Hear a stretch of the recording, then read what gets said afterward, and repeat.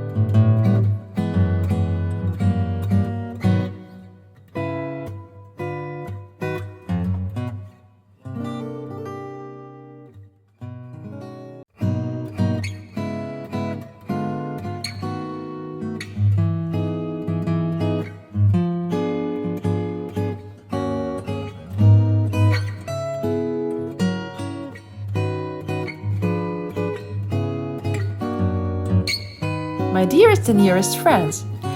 Our super stylish asymmetrical Christmas centerpiece is fully ready. I hope that you've enjoyed this video. Until next time, bye bye!